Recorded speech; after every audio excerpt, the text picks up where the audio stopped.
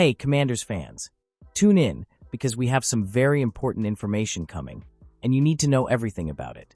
Here on the channel, you'll find all the latest news about our team, with breaking news and everything a true Commanders fan needs to know. So, first of all, subscribe to the channel and activate the bell, because here you'll receive everything firsthand and never be out of date. Oh, and leave your like right now to strengthen this incredible community and show that Commanders fans are always there. Without further ado, hold on tight, because today's news is unmissable. Now, let's get straight to the point. Cliff Kingsbury reportedly turned down head coach's offer to stay with Commanders. In a sign of how much he believes in both the Washington Commanders and quarterback Jayden Daniels, a report over Super Bowl weekend claimed that Cliff Kingsbury turned down a lucrative, high-profile offer to stay with the team.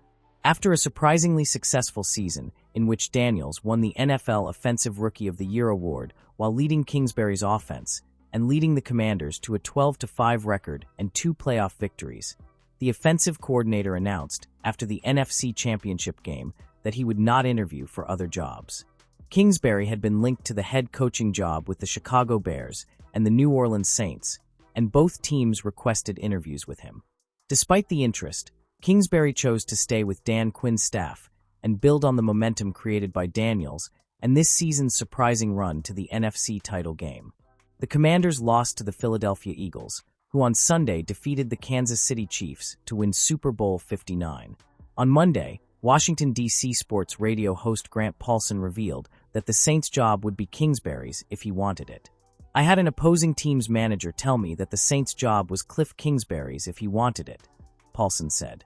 It was made clear to him that that was the case. He would rather call plays in D.C. and be with Daniels than take the job. The Saints are expected to hire another NFC East offensive coordinator, Kellen Moore from the Eagles. The 45-year-old was born in San Antonio, raised in New Braunfels, and coached at Texas A&M and Texas Tech, where he mentored a guy named Patrick Mahomes before a failed 4-year stint as the head coach of the Arizona Cardinals. After that firing, he took a hiatus in Thailand before joining Lincoln Riley's staff at USC last season.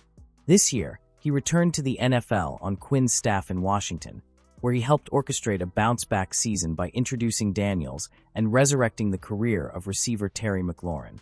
Potential Commanders' free agency target gets even more expensive after Super Bowl 59. Last month, Pro Football Focus, PFF, indicated that Philadelphia Eagles linebacker Zack Baun could be a top target for the Washington Commanders this offseason.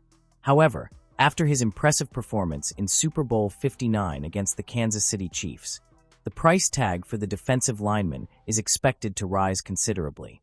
Pivotal Super Bowl interception boosts market value. With less than 2 minutes remaining in the second quarter, Chiefs quarterback Patrick Mahomes attempted to drive the ball from his own 6-yard line. However, as he dropped the pass, Mahomes ended up throwing the ball directly into the hands of Baun, who was positioned at Kansas City's 14-yard line.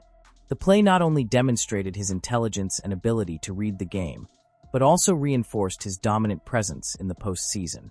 With the interception, Baun continued an impressive streak of impact on the Eagles' defense. He had already recorded at least 1 fumble recovery or interception in each of Philadelphia's 4 playoff games this season. That level of consistency in key moments underscores the value of the linebacker, who used the postseason to show that he deserves a substantial contract in free agency. Zack Baun's rise and market impact. Prior to the 2024 season, Baun had a relatively minor role in the NFL, starting just 14 games over his first 4 seasons in the league. However, by signing with the Eagles for just $3.5 million on a 1-year deal, the franchise made a real breakthrough in free agency. His first season as a full-time starter was a resounding success, culminating in a selection to the NFC Pro Bowl and a first-team All-Pro nod, both for the first time in his professional career. With those credentials, Baun's market value skyrocketed. On Sunday, Spotrac projected that the linebacker could command an average annual salary of approximately $9.7 million in free agency. That number could even increase as teams evaluate the importance of a player with his level of impact. Baun to the Commanders, a viable investment? The Washington Commanders need to strengthen their defense, and Baun would be a great fit as a significant addition to the middle of the defensive line. However, The team must decide whether it is willing to shell out a significant amount of money to bring him in. Competition in free agency will be intense, and with his meteoric rise, other teams will also be willing to invest heavily in order to secure his services. If the Commanders truly want an impact linebacker for 2025, they will have to act quickly and be prepared to open their wallets. The question that remains is Washington willing to pay the price to secure this essential addition? Deebo Samuel trade request could lead to reunion with Commanders GM Adam Peters. The Washington Commanders are looking to reload this offseason after their incredible year one success under new head coach Dan Quinn. Nothing should be off the table for general manager Adam Peters, including a potential trade for someone he knows well from his previous job. Things have come to a head between Deebo Samuel Sr. and the San Francisco 49ers. The wide receiver saw his production dip last season despite remaining relatively healthy. It didn't take a genius to figure out that a fresh start was needed in 2025. Commanders GM Adam Peters is familiar with Wr. Deebo Samuel. The Niners gave Samuel's representatives permission to pursue a trade. He released a statement as soon as the news became public, describing the difficult conversation he had with Kyle Shanahan about whether this was the best possible solution for his career. It was a difficult conversation to have with Kyle Shanahan because of the relationship we have. But I have to do what's best. I'm more than grateful to the Niners for giving me the opportunity of a lifetime, but right now I think it's best to find another team. Deebo Samuel Sr. via ESPN.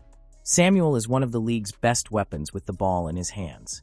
The former South Carolina standout is versatile and physical in equal measure. Much will depend on the compensation involved, but it would be surprising if the pass catcher didn't have a robust market. Peters knows Samuel well. He was part of the brain trust that spent a second-round pick on the wideout in 2019. It was a shrewd deal, though it wasn't enough to get over the hump to another Super Bowl triumph. If the front office leader feels it could help the Commanders and the price is right, Peters will ask. His strong relationship with San Francisco general manager John Lynch would make negotiations easier. Washington could also easily absorb the player's salary cap hit in the final year of his deal. The Pro Bowler is a force on the edge or working in the middle of the field. Samuel is at his best after the catch, breaking tackles with ease and showing the kind of explosiveness Washington has lacked this season, aside from Terry McLaurin. Having a proven player like that to make Jaden Daniels' life easier warrants discussion, at the very least. Everything is on the table now. Peters is evaluating the roster, scrutinizing potential free agent additions, and running the draft prospect rule with 7 picks at his disposal. He'll keep an eye on trades in or out. He also won't need much help from a scouting standpoint when it comes to Samuel. The Commanders won't leave anything to chance. There's one issue with Samuel potentially wanting a new contract if he joins a new franchise. Washington has plenty of flexibility to do that, but whether the wideout is worth it after a down year and turning 30 soon is another question. Samuel is a good player who will be eager to silence his doubters in a different environment. The Commanders wouldn't get a better player in the draft with a mid to late round pick, but it has to make business sense before they go any further.